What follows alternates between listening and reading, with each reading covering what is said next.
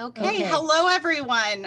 Thank you so much for joining this River Forest School District 90 Candidate Forum from the League of Women Voters of Oak Park and River Forest and the River Forest Library.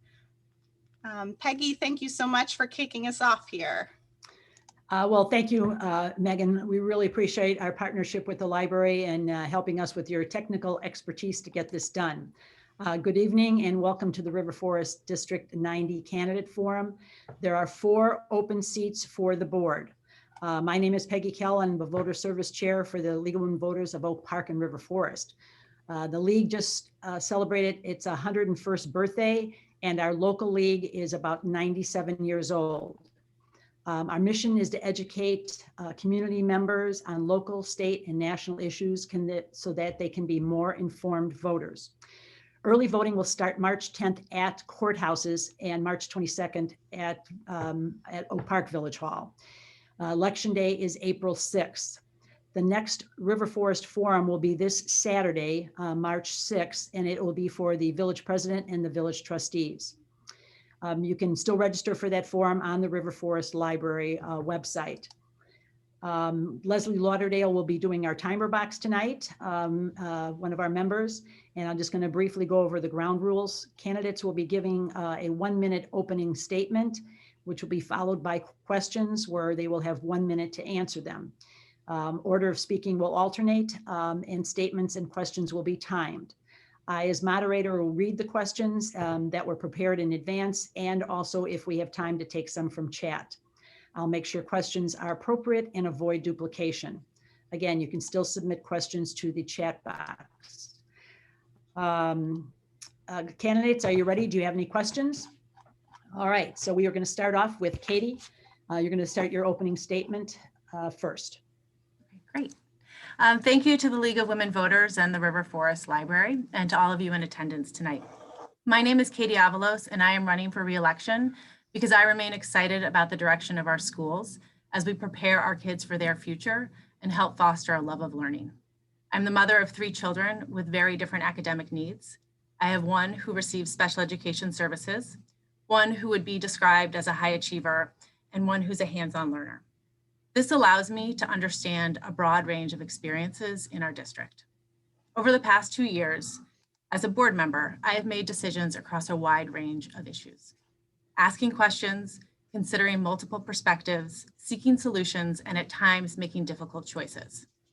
My voice and experience remain valuable and needed as we continue to maneuver through the pandemic and address the impact on our kids in terms of their mental health and academic needs. We are at a point in time where we face many challenges, but tremendous opportunities as well. I hope to earn your vote so I can continue to work towards our mission to inspire and empower all learners to achieve their personal best.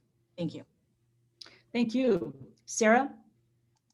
Hello, everyone. I am Sarah Ekman. I was born and raised in River Forest. I went to Willard and Roosevelt schools.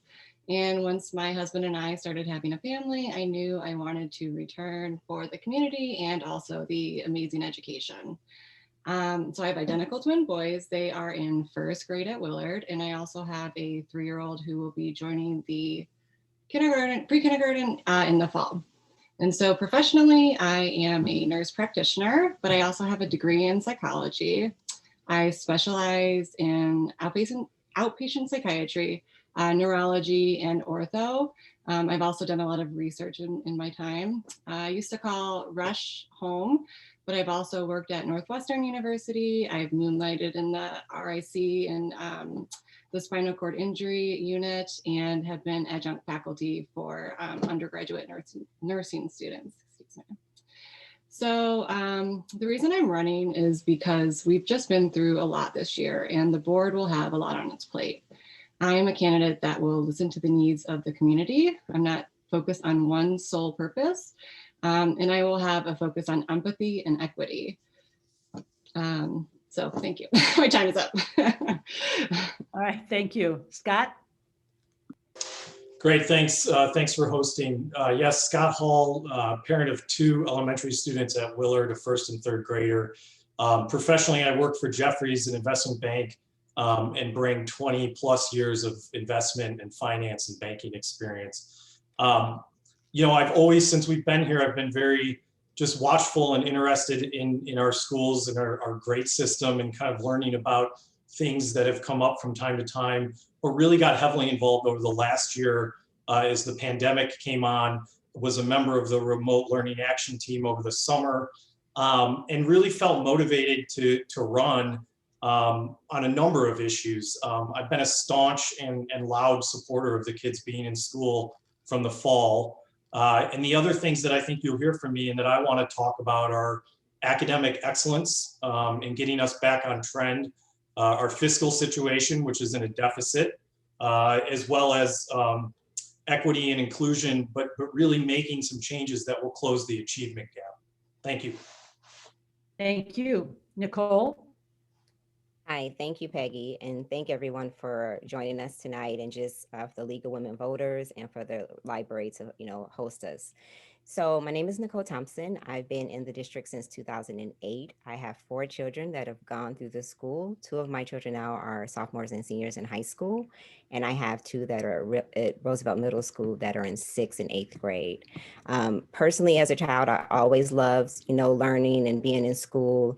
My kids, I'm thankful that they, kind of learned that, and that kind of was fostered with them being in District 90. And so I joined the board because I was interested in continuing, continuing supporting our schools, continuing all the wonderful things that I experienced in our district. So I want other kids to feel that same and have that same experience. Professionally, I'm an academic physician. I'm a medical educator. I'm a mentor and advisor for medical students and residents.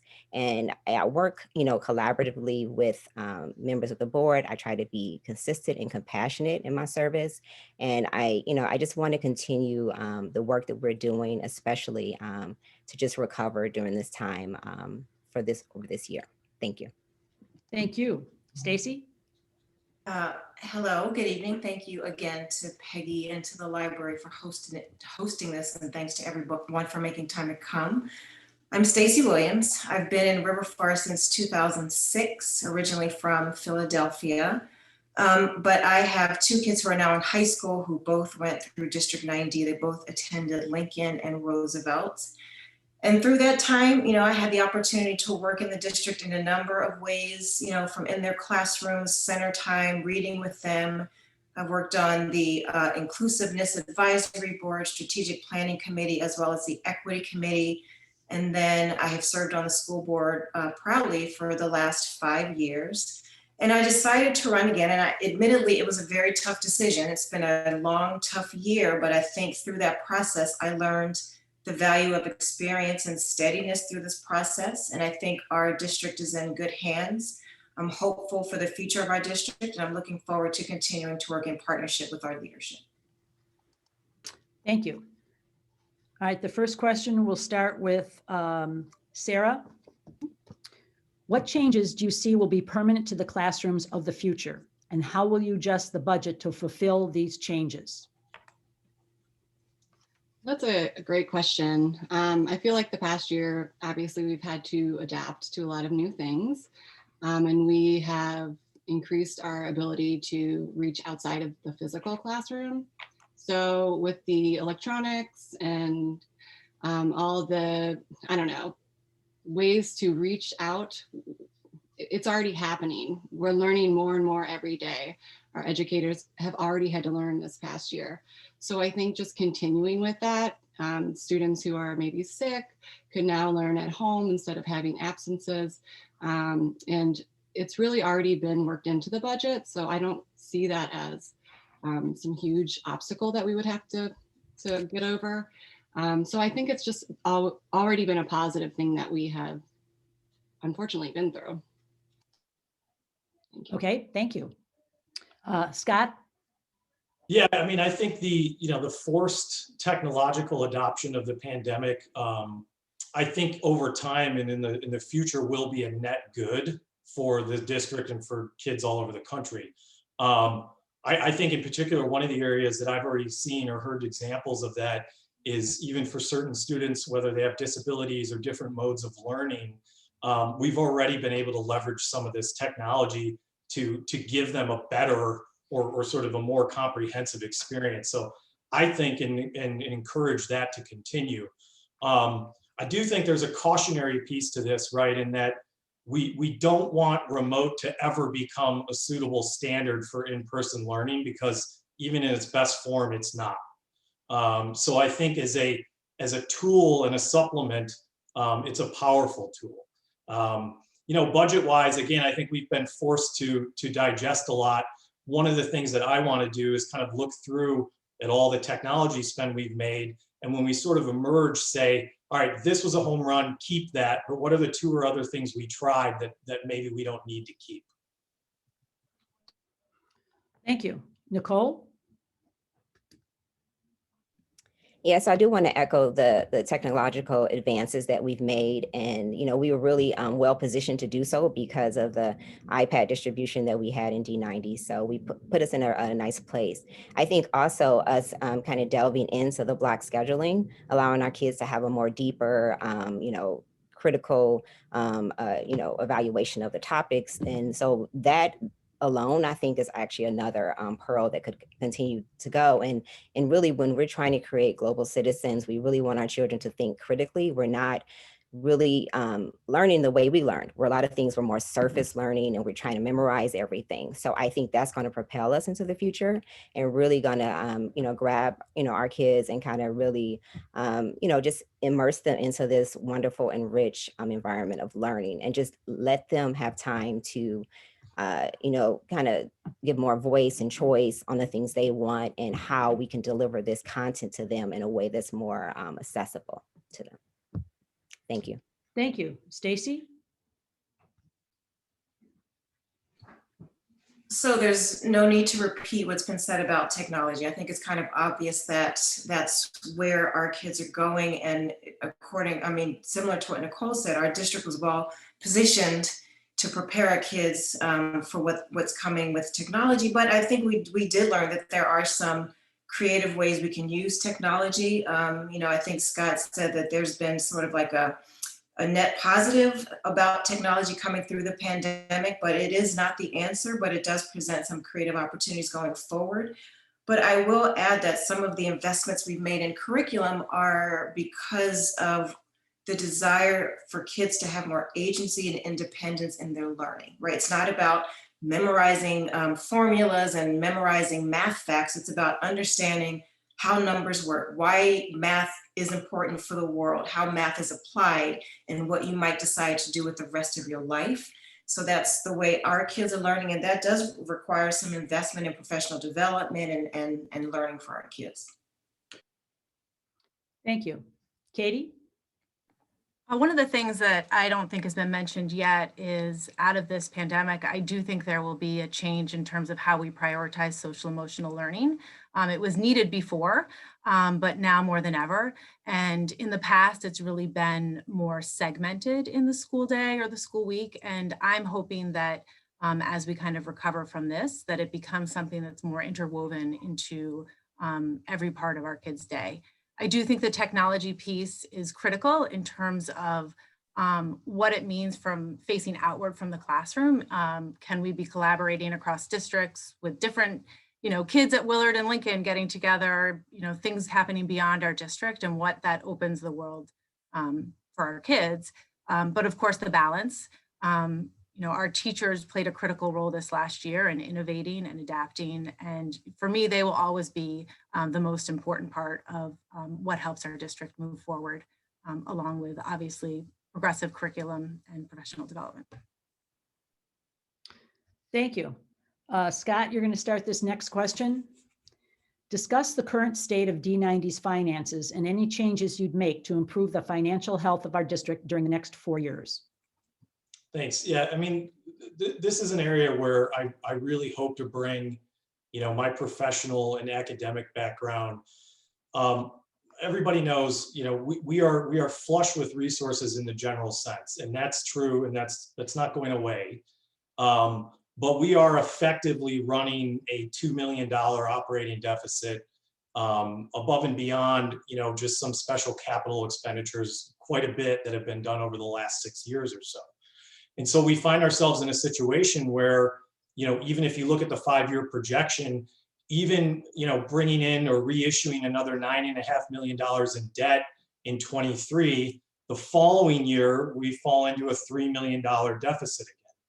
So that is not sustainable. And the businessman in me says, okay, maybe we had some heavy spend. How do we inflect and climb out of that? But when I look at the numbers and I talk to Anthony Causey, there's no inflection. And so we really are going to have to look for opportunities to cut costs and other revenue sources to really get us back on a curve where we're not running an annual deficit. Thank you. Nicole? Yes, so being on a board, I've noticed that, we've had great, stewardship with the finances. Anthony Causey has done a wonderful job in doing so, and our AAA rating kind of speaks to that. I would say that the board has known that we were going to be going into deficit spending because our expenses, 80% of our expenses are salaries and benefits. Most of our revenue comes in from the tax base and from our local tax base, which I'm sure everyone knows. So, with that, we have work to do things like grants, to the bond sales, and either other, avenues. And the main, the main thing that's going to continue to keep us afloat is our bond sales, and that was mentioned earlier. And honestly, looking at that, if you project out past the current projections, really that would get us to around 2028, 2029. So not that we don't, look at things now and figure out ways to cut, but we do have time to do it. We've already started doing it. So it's not something that we have missed or didn't know about. So I think there's always ways to look at and save more money. And so that's what we've been doing. And I think the evidence is just in the rating and what you can see, online on the district website. Thank you. Stacy? Yeah, that is an excellent question. And Scott and Nicole both said the district's finances are very healthy. We do have healthy cash reserves. We are in deficit spending, which we knew, but part of that is because our budget is managed extremely conservatively. It's already been factored into the budget that a portion of our pension spend, which the state covers, may fall into the district's hands. It hasn't happened yet, but our budget accounts for that. We have an extremely conservative director of finance who, every time he comes before the board, reminds us all of the factors that go into planning our budget. And for the record, issuing a bond is not a bad thing. It is responsible financial management once every decade or so, every 9 years or so, to issue a bond, because what that does for you is it keeps your credit healthy. It's like having a credit card. You tell your kids to have a credit card so you can show that you can pay your debts and pay your bills. It allows your credit rating to be high. So that's not necessarily a bad thing. But we have conservative financial management, which I think is essential for this district. Thank you. Katie? I think it's important to note that the last referendum in District 90 was in 2006. And in many other communities, there's been one or two since then. And this is due to our fiscal management and long-term planning and the use of bond sales, which, as Stacy mentioned, is a good choice to make and a typical mechanism used in school financing. We did know that we would be in deficit spending, and that isn't sustainable. Scott is right about that, but as Nicole said, we have time, and we run a very lean budget. Anthony Causey doesn't even have a webcam on his computer, which is why no one sees him at our meetings. He's not a spendy guy. It is important that we also are looking for revenue sources. And I think the partnership with the village is where we can have some inroads with that in terms of new tax revenues, new commercial builds, stuff that might happen with the TIF district on North Avenue and Madison. Thank you. Thank you. Sarah? And just to kind of wrap everything up with everything everybody else has said, we are a well-funded district. We, are financially healthy, even though there's been some expenses this year, the air conditioner, these things were needed for the health of our educators, for the health of our students. So I think even though it looks not great on paper, it was a necessary spend. And so certain things we have to do, we have to invest in our district. So we are not currently in a deficit. I don't think that it's, it's just a shock value saying those things. So right now we're just in a good, we can do programs that are revenue neutral. We can try to definitely trim down certain programs. Our teachers can teach each other different educational programs, but everything that we spend, I think, is very necessary, and that shows in the district. Thank you. Nicole, you'll start this next question, and it is a little complicated, so let me go through it, and if you want me to repeat it, just ask.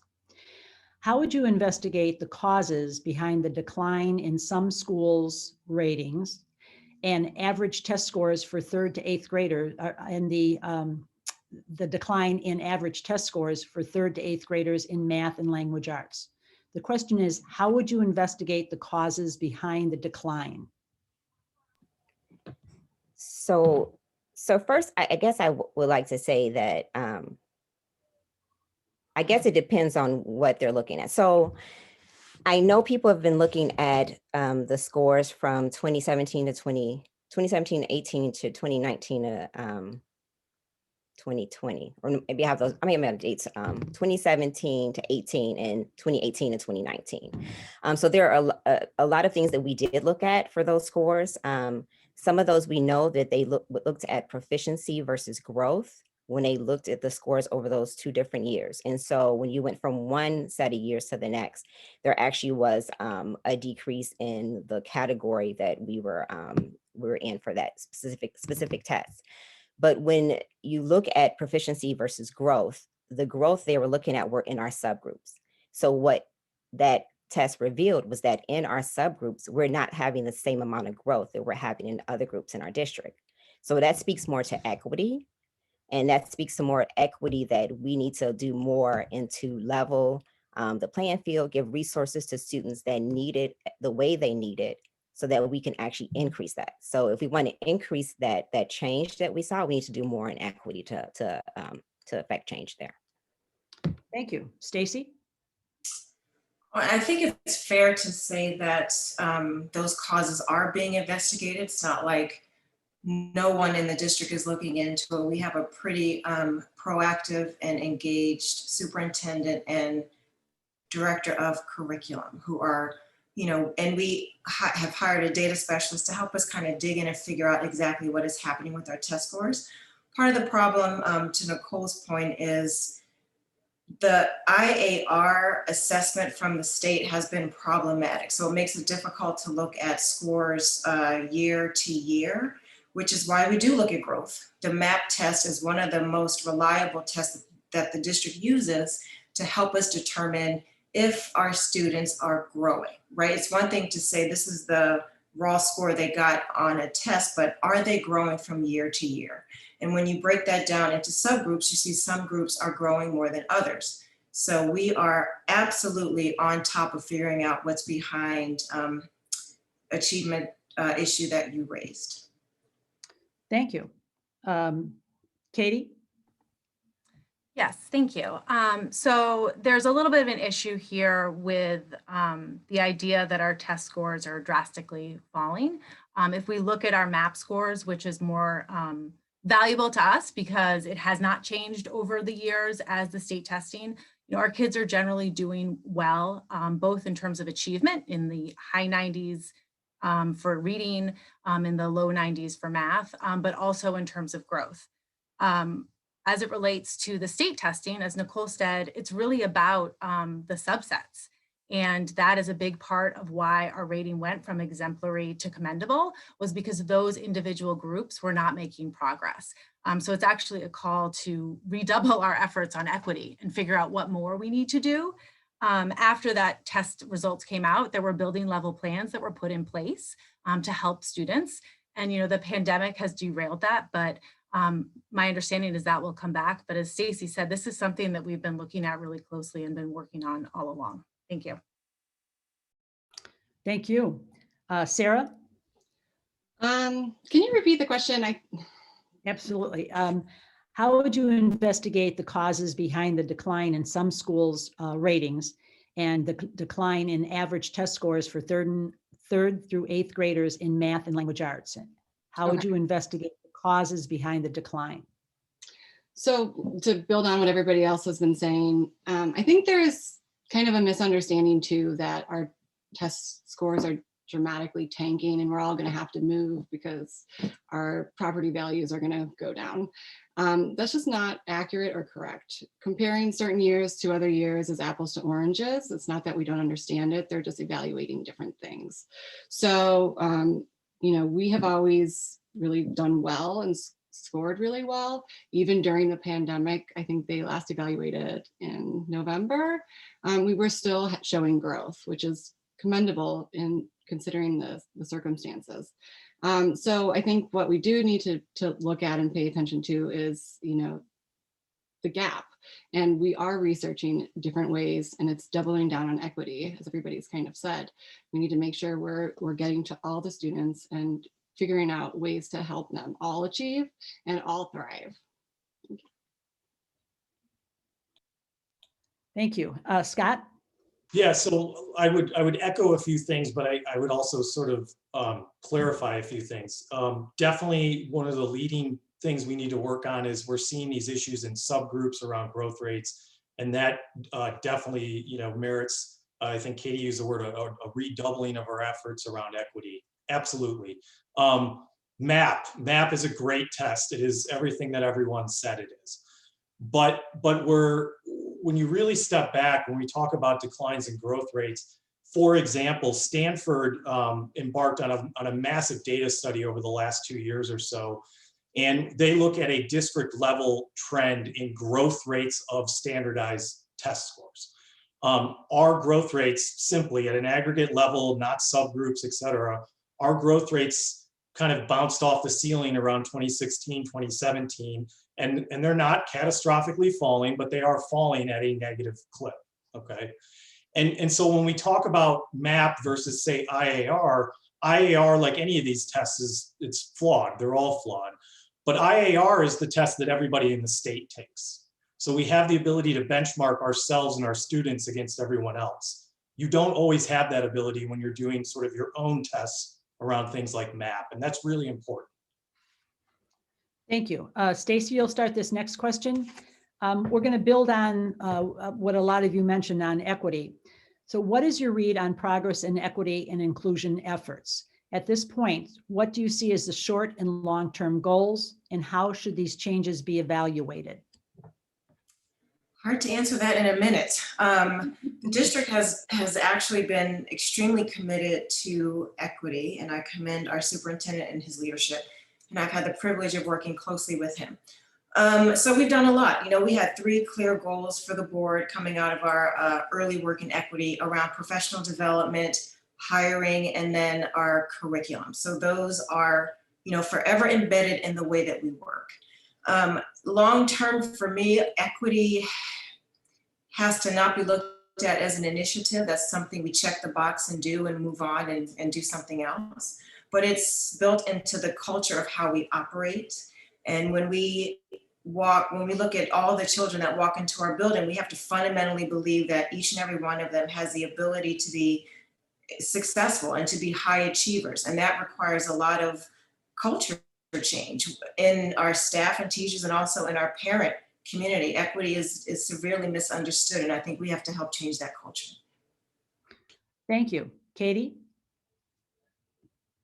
Can you repeat the question? Absolutely. What is your read on progress in equity and inclusion efforts? At this point, what do you see as the short and long-term goals, and how should changes be evaluated?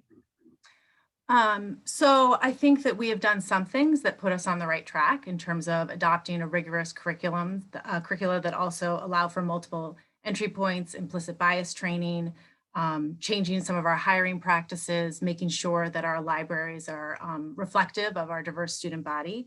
But as Stacy said, equity isn't a checkbox. Equity and inclusion work is something that we live every day, and equity is about meeting each child where they are and helping them achieve their personal best. For the short term, we would look to see decreases in achievement and opportunity gaps. For the long term, we would look to foster more student voice and choice and kids feeling like they belong and like they have agency. I am done with this question, so I just want to make one quick point that MAP testing is normed nationally, so it's not something that we're just doing here in River Forest. And so those numbers of where we are is based off of nationally, so more than Illinois. Thank you. Sarah? Okay, so with equity, I'm sorry, can you repeat the question? Absolutely. What is your read on progress in equity and inclusion efforts? At this point, what do you see as the short and long-term goals? How should changes be evaluated? So equity is a constant thing that needs to be worked on. It can always be improved. With our students, I feel like there's some, well, in parents, there's a misconception that the equity initiative started 4 years ago is somehow taking from the top tier students and given to the students with different learning needs. And that's just a false assumption. It's not true at all. The equity initiative makes sure that we are reaching all of our students and giving every student what they need to thrive. So students need different things, different resources. And so we're not taking from just the top learners, we're making sure everybody can succeed at their highest level. As far as like IEPs and 504s, we're pushing into the classrooms more.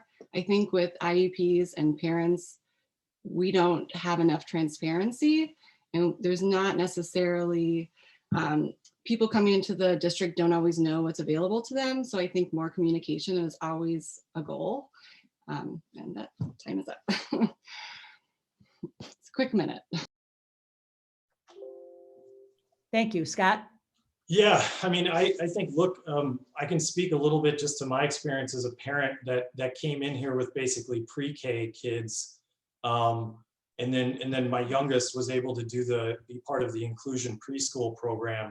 I think this body and knowing some of these people a little bit personally deserves a ton of credit for the progress we've made. I feel it and see it, and it's changed in the time that I've been here and my kids are progressing through school.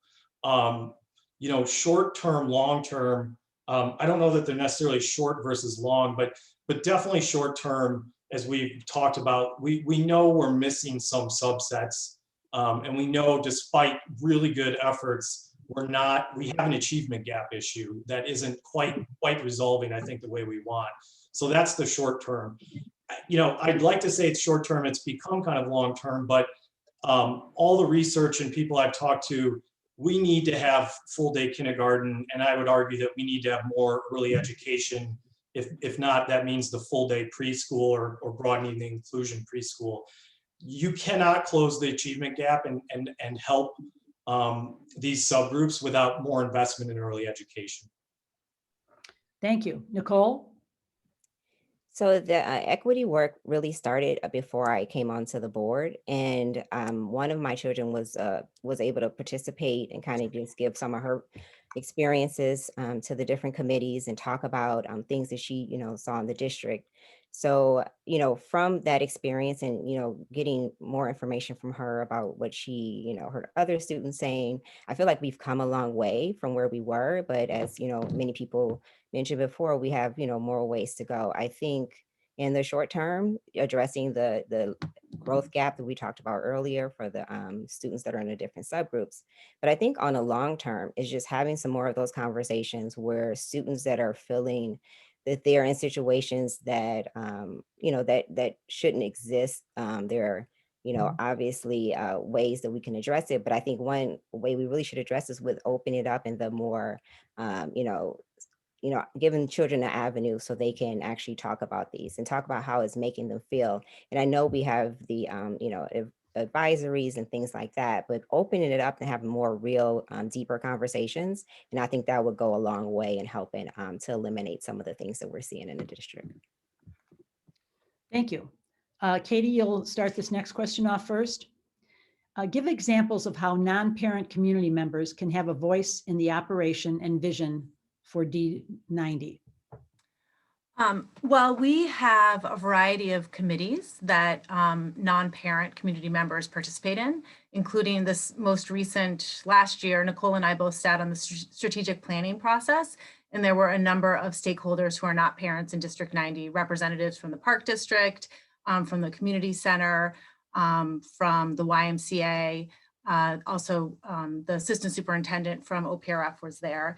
I currently serve on the Inclusion Advisory Board, and we have a number of non-parent participants as well. Some teachers who do and don't live in the district, but also just community residents who don't even have children, but who feel strongly about our schools. You know, there's always opportunity to send an email and give public comment, and we continue to look for ways on our committees to make sure that we have a cross-section of people involved in the process. Thank you.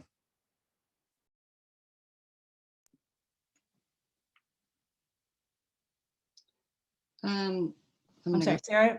Sarah, So I think the pandemic obviously helped accelerate everybody's comfortability and level of comfort with, you know, Zoom and reaching out to people, because you can't just show up to a building and listen. So I think that has really moved us along in being able to communicate with community members that don't necessarily go to school with their children every day and interact with teachers. So I think that's one way. Another way would be surveys through the mail, send an email. There's always ways to try to reach out and be more involved, asking opinions, asking for ideas.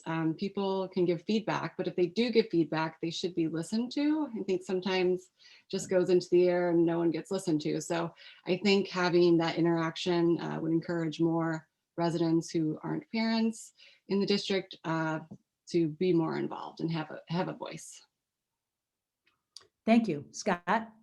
Yeah, you know, I would love to see us try to get more of, you know, our seniors, and even I think it's a well-known stat, right? But 73%, 70% of River Forest residents don't have a kid in D90, either because they've aged out or they're using private schools or whatever. That's a really compelling number. It's a benevolent number because it's a heavy tax base. So I'm a big fan of surveys, but I also say, you know, I think there's a couple hundred people on this call. Like, surveys, you don't look at a survey and say, okay, well, 80% said this, we'll do that. Hopefully you elect us and we kind of do a good job of that. But I do think more surveying and real transparent surveying, and that can mean a couple different things, would be really important. The other piece I think where there's a big opportunity, and I've talked to trustees about this, is, I mean, we're so small, we should be leveraging the village and the village communications more. They just simply have a broader audience. And again, whether that's email, whatever, the reality is there's thousands of people looking at that, whereas we are just who is in D90. So I'd love to partner with them more. Thank you. Nicole? Peggy, would you mind repeating the question, please? Absolutely. Give examples of how non-parent community members can have a voice in the operation and vision for D90. Yeah. So I think, you know, I would echo, you know, many of the things that people said before, but I do think that just as a district, we are open to community members. Some of our schools actually put on different activities for community members to come and join. And so participating in any, now during COVID, obviously we don't have those, but participating in any activity that we have, or town hall types of meetings, or now, you know, we have Zoom that's always open to our whole community to talk to. People already mentioned surveys. And I just think that in general, we try to, you know, provide an opportunity for our district and our community at large to communicate either, you know, directly with us. I think we're all really open and willing to, you know, take the time and have those conversations. And then also, you know, we know that the administration, Ekman, and his support staff, they're all there to answer questions, respond to emails. And I think that maybe just, you know, having people take one of the routes that they're most comfortable with would be the best way to do that. Thank you. Stacy? So of course, going last now, I'll just sound redundant. But I mean, Katie outlined a number of ways that our superintendent reaches out to the community at large. You know, Scott mentioned the 70%. When I learned that number a couple of years ago, I was astounded that so many of our property tax dollars come from households without students in our district. But I do think that there are a number of opportunities, and I've sat on a lot of committees with residents who don't have kids in the district. And by the way, we have 2 board members, I'm one of them, who no longer have kids in the district, and we welcome that participation in the school board. So I think the outreach is there. Could we do better? Yes, I do think we could do better. I think reaching out to our senior community is probably something that we could be a little more laser focused about. I think that's a rich community that we could tap into. And Scott mentioned partnership with the village. We have a board member who sits on a collaboration committee specifically with the village so we can figure out how to do more in partnership. So it's happening. Thank you. Sarah, you're going to start this next question. Do you think time has been lost because of COVID? And if so, how is the district going to help kids make up the time lost to the pandemic? Well, yes, I mean, we've lost time. Unfortunately, the whole world has lost a year, but I don't think it's necessarily going to be extremely detrimental to our students. We have a lot of resources that we can pull and address those needs. And it's going to be a lot of assessing, reassessing, and reassessing down the line. This was a year of lost learning. And so it's going to be a couple years to make it up. Obviously, we have great teachers that we're pivoting this year to keep going with the Zoom and the lessons, so it was, a really tough year, but I think we have the resources more so than other districts. And we just need to keep assessing and reassessing to see where we can make that up. Summers, it's really hard to say at this point because it's not over yet, but it will end, and then we'll have to kind of pick up the pieces then. Thank you. Scott? Yeah, I mean, I like the word Sarah used, assessing. I mean, I think we're going to have to, and I mean that even in the loosest term versus the prior topic, just drilling in and seeing where kids are at as individuals, right, and in the collective. And so then I think there's going to have to be an enormous amount of creativity that your typical board and administration probably isn't accustomed to in a public school environment. Maybe that means, and there's state requirements around this, but maybe it means we have to focus on math and reading and science, and there has to be a morning math and a half math in the afternoon. That's literally an idea just thought up on the fly, and I don't know if that's totally viable. But it's going to take that. There's going to have to be a focus because you can't make up for the net lost time. It's impossible unless we go to school 2 years in a row all year, for the next couple of years. So I think we're going to have to be very targeted. We're going to have to decide what hours we want to make up and then get creative on how we're going to do it. Thank you. Nicole? Yeah, so, I agree. There's no way to make up time just because, again, we're all experiencing this across the world. But what I do know is that our teachers, our administrators, they were very strategic about picking the standards they thought were most important for our students to cover. And so that's what they did. And I think that shows in the MAP scores we were talking about earlier, because we have not seen a loss. Our students have actually grown during a pandemic. So I think by them focusing earlier on what the things that were most important, that put us in a great position. So now we can go back to the things that that were still there for us to cover, and going forward, we know where we need to start when we're in more time, next year and later in this year, when we have more time, we can fill in those spaces. But I think we've done a great job, with the time that we've had. But I would just say that we're all in this together. The whole world is experiencing the same thing. And I think we just, we were ahead of the game, I think. Thank you. Stacy? Yeah, to actually piggyback on what Nicole said, in terms of how teachers are handling it right now and prioritizing what to cover. The good news is we're not waiting to get through the pandemic to figure out what we do about it. It's happening right now. Some of you may have been a part of recent board meetings where our superintendent presented his plan, which is called Thriving in District 90. And that plan is made up of a number of, well, it will be made up of some academic and social emotional learning supports for the students. He's putting together a team made up of a number of experts, including teachers. It includes parents. Students are a part of that, so their voice is heard. We are bringing in mental health experts, social workers, with the idea that we need to come up with a plan to make sure we are supporting our children in the areas of academics and social emotional learning as we go forward. And it's starting now, it's already happening. We also have a partnership with the West Cook YMCA. It's called Power Scholars Academy that will be happening, housed in District 90 this summer, to help mitigate some of the learning loss we know is happening, and summer school. Thank you. Katie? Sure. I think the first part is the assessments to determine who lost what, and that has already been happening, as both Nicole and Stacy have mentioned.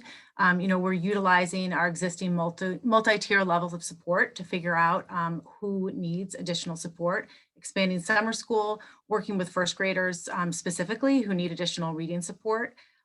Kids with IEPs, I've talked to Denise Matthews about how each IEP is being looked at to see what might have been missing over the last year and how do we make that up going forward. To me, the biggest piece of this is actually the social emotional learning. If we do not address that first, then our kids cannot be in a place to make any academic gains. It is something that they go hand in hand. And I would like to focus on that at the same time as we're working on the academics, which, as Stacy mentioned, our district has already been looking at. Thank you. Scott, you're going to get the next question first. How would you support the teachers of District 90? Well, I think one of the things that we can do better at, because I think over the years there's been an increasing amount of support for teachers in the training and implementation we've done over the last few years specifically. I think one of the things we can do to support them better is to listen to them more. And this gets back to the power of surveying. I think, the 5 essential survey that parents, students, and teachers all do is a really, really powerful tool. And it, again, like any survey or any sort of test, it's got its inherent flaws. But I think when you really look at some of what the teachers are telling us, what they told us pre-pandemic, and now we're all doing this now, all these parties, it'll be interesting to see how that changes. But I think there's a lot of signals that come through that.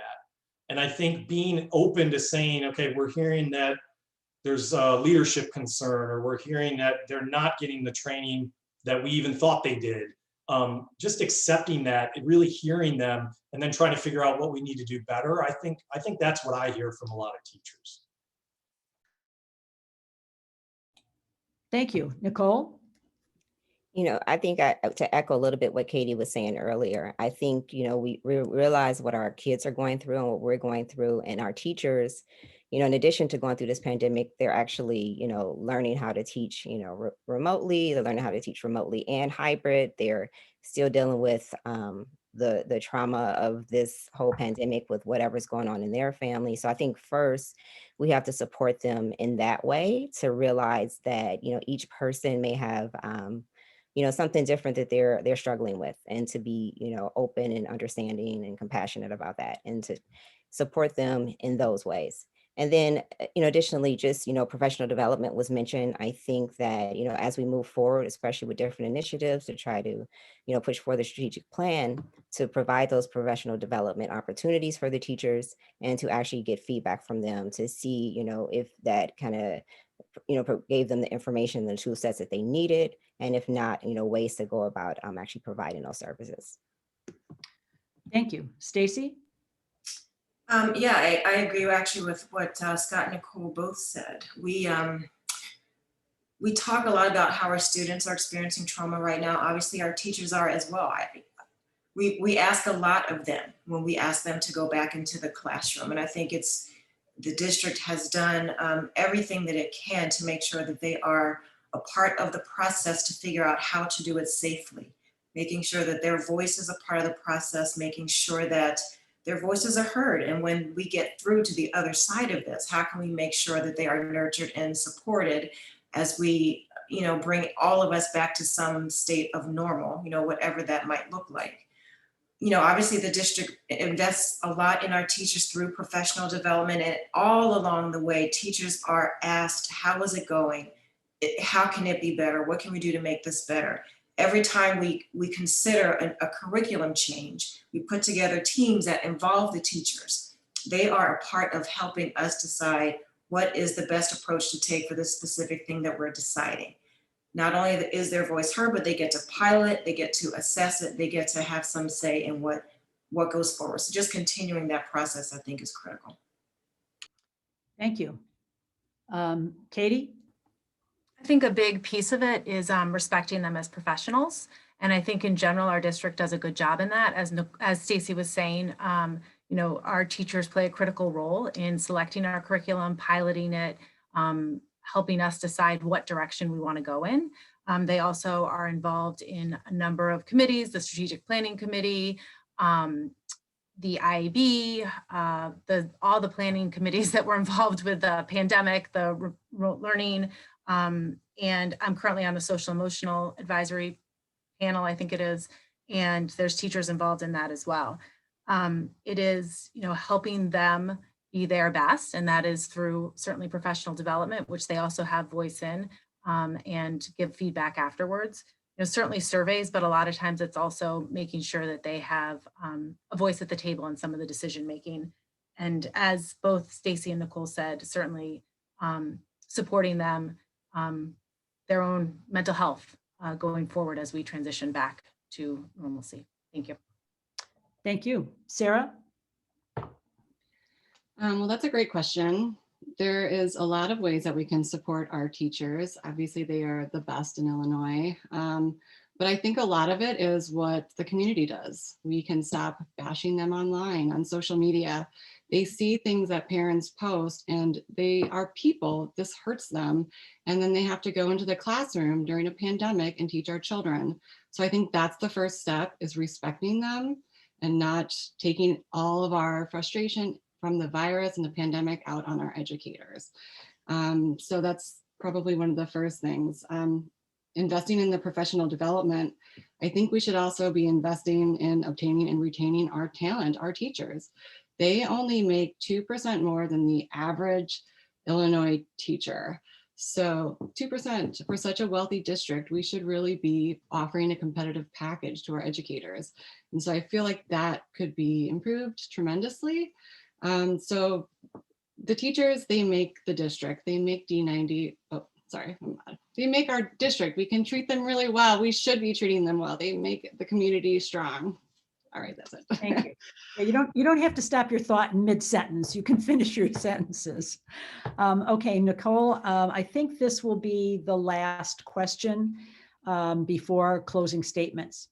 As a board member, how can you facilitate the narrowing of the achievement gap? How can you facilitate the narrowing of the achievement gap? So, so as a board, we set policy and we, work to, hire a superintendent and make sure that he is, being held accountable for the metrics that we set as a district. And so recently we set our strategic plan, and through that we talked about equity being one important piece of that plan.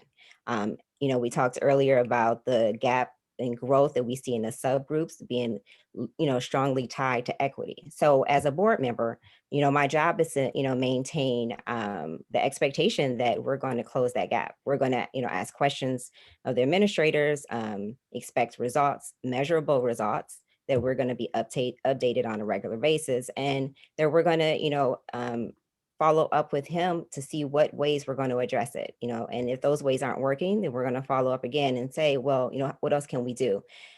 Be supportive in any way that we can, and continue to push the issue that without us seeing consistent change or consistent improvement, then we won't make our goal. And so I think previously in our last strategic plan, we actually had our measured goals, and we're planning to do the same.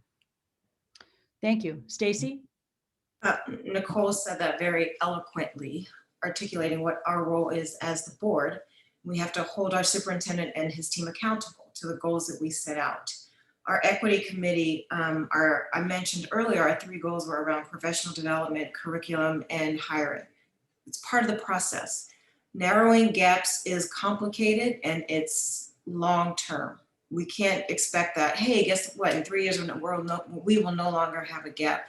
That's not the case. So it requires patience and it requires an understanding that doing this kind of work, it takes a very long time, because professional development only works if it happens. If biases, unconscious and conscious biases that affect a student's achievement in ways that are hard to really measure, those things happen over time. So it's a long process, and it's something that we have to be in for the long haul. So we have to be patient. It's not just this board, but it's the next board and it's the next board.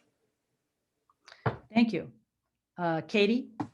Will you repeat the question, Peggy? Absolutely. As a board member, how can you facilitate the narrowing of the achievement gap? So again, like Stacy and Nicole says, it really goes to what our role is, which is big picture vision, holding our superintendent accountable towards working towards the goals that are in our strategic plan. And there's some, significant work that still needs to be done. But we have made some progress. I do think that, in addition to working the strategic plan, we need to take a hard look at the achievement gap that we actually had for kids with IEPs, which is larger than state average. And there's a lot of reasons why that is, but that's an area where I think we can really do better. And I also think it's important to consider expanding the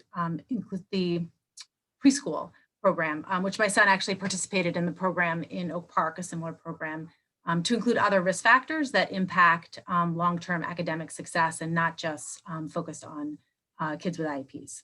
Thank you. Thank you. Sarah?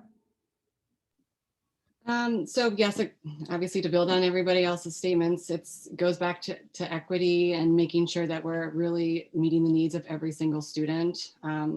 People do move here because we have strong services for IEPs, different learning needs, and we can build on that. It's always just, figuring out what the problem is and trying to tackle it, and that's the achievement gap. And I think we're letting our educators work with the curriculum. They can adapt. We pilot different programs, and it's just really trusting the teachers to figure out what works best for each student. And it's also reaching out to families. I think board members can't specifically do that, but we can ask people what they need and what's not being addressed and what they think. And communication can always be better. So I think that's one way that it can be improved. And I think the last thing is just making sure that it's a forefront of everything that we do in the district. Equity, equity, equity. Thank you. Scott? The last guy and the last question, I think, so I'll just say agree. No, I think, especially the current board members, they know what's going on. They know what's being done at a level that I certainly couldn't get there without being in the room. I would just say a couple of things that I mentioned earlier. I think, and I'm the finance guy, so this is going to be expensive, but we have to do more for early education. We have to do more for inclusion preschool and preschool in general. We have to get to full day kindergarten. These are documented, top 5 things you do to effectively close your achievement gap. Things like early education and full day kindergarten, maybe not in those words, are on that list. And I think the other one, Katie was alluding to it, but even on Tuesday night's meeting, when Denise had a session and Katie was involved a lot in a Q&A, and I've worked with Denise and talked to her a little bit over the last couple of months. She's emphasized that we also, as it relates to students with IEPs and the achievement gap amongst students with disabilities, to Katie's point, it is larger than average. And I think we really need to drill down on that. And I think even in Denise's words, there's an element of rethinking the rigor around that and how we challenge and encourage these kids to succeed. Thank you. All right, we're going to start with closing statements, and Stacy, you're going to go first. I again want to thank you for the time to talk about these issues. It's actually nice to hear everyone's perspective and just talk about some issues that are important to the district. I think my experience on the board is valuable. I think I've learned a lot as a board member over the last 5 years and what it means to really be a part of governance and working in collaboration with other board members and with district leadership. And I feel like that will help us as we get through what I think is, I think it's going to be a challenging time. And we have to recognize that, I alone don't have the answers to figure out how this is all going to look and how we get through it. But I look forward to continuing working with my board and with the board's leadership. So I thank you for your time. Thank you. Katie? Thank you to the League of Women Voters, to the River Forest Library, to all of you attending tonight, and to my fellow candidates. I am running for re-election partly out of a sense of duty to help see our district through these difficult times, but also because I remain excited about what's going on. Our district is committed to student-centered learning that prepares our kids for their future rather than our past, encouraging students to gain key skills like critical thinking, collaboration, communication, and confidence. We want to inspire a love of learning and provide a sense of belonging. I look to lead with empathy. My goal is not to change minds, but to gain a deeper understanding to work towards consensus. I am running for re-election because I want to continue to be part of this process and believe my voice remains valuable and needed at the decision-making table. I hope you will consider re-electing me on April 6th. Thank you. Thank you. Sarah? So I am running for the board, not to be making decisions with fun lunch, but to make important decisions that actually matter. And when I got into nursing, the reason I did was because my father said to me, actually, when he was in hospice, he said, pick something that matters and pick something that helps people in what you do. And so I've always kept that with me. And so I think I have a different skill set with my nursing background that would be an asset to the board. I'm endorsed by the former president of the District 90 Board of Education. I am endorsed by the current president of the District 90 Board of Education. I am endorsed by different community leaders and activists in the community. So, and with this, our children are influenced by things that the board does now. We want them to grow up to be healthy, happy adults who then turn into leaders who influence the next generation of our youth. So these these decisions are important, and I want to be on the board. That was terrible. You were Reading fine. the last sentence, You it would were be an honor to be on the board. fine. Thank you. Thank you. Scott? Yeah, thank you for hosting this. And wow, I mean, this was, I learned a lot again, as I have from different forums and opportunities like this. Look, my candidacy really is just about fresh perspective and just asking different questions, asking critical questions, trying to be that new voice on the board to complement and carry through some of the really good work that these board members and others have done. But I do think it's okay to ask, are there trends and test scores that do those matter? I think they matter, right? Is it okay to say we might be going off the rails a smidge on financials? I think that's okay, right? And so I just want to earn a seat at the table to learn and ask the right questions. And I will say, hopefully it shows this is, as I've learned, and I feel sorry for my peers, but this is a ton of work, this process, and hopefully that shows. I'm very passionate about our kids. Thank you. Nicole? So I would like to also thank you, Peggy, and the League of Women Voters for hosting us, the River Forest Library. And I agree, this is a ton of work. It's a ton of work, but I think we do it because we care about the kids. I feel like my whole life I've been caring for kids in one capacity or another, starting from babysitting when I was really young, being a pediatric anesthesiologist, taking care of my kids, and doing the work of volunteering even before I was on the board, and now being on the board.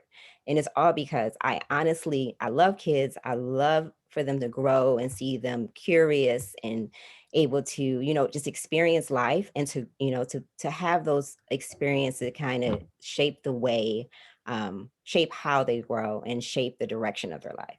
So I think through the board work, we're making it possible so that all kids can get the resources that they need, so they can be the people that they need and reach the potentials that, that they're capable of reaching.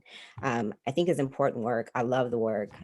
So, please consider voting for me April 6th. I would like to continue the work and to work through this next year, this recovery year that I'm sure is going to be difficult for all of us. Thank you. Well, thank you all candidates. You've done a marvelous job, I think. Thank you for sharing your thoughts during this forum. And we certainly thank you for stepping up to serve your community. As one of you mentioned, and all of you know, it's a lot of work. And so we thank you for stepping forward to do that. You can view the schedule, register to attend and submit questions, and view our recorded forums on the LWV OPRF website. You can also still register for Saturday's forum, village trustee and village president at the River Forest website. And also we have other forums coming up. Look at that calendar for River Forest, for the park board and for the library board. Those will be March 18th. So there's a few more coming up. This will be put on the library's website probably in a day or two. I think they'll get it up, the recording. So you can share that link once it comes available with anybody you'd like to. But I do appreciate you all participating, and as a not as a River Forester, but as a community member, I thank you for your service. So good night, and I hope everybody has a pleasant evening. Thank you. Thank you all for coming. Thanks, Megan. Thanks, Peggy, very much. Thank you, Megan. Thank you. Good night. Good night. Peggy, bye-bye. Bye-bye. Thanks. Thanks, Matt.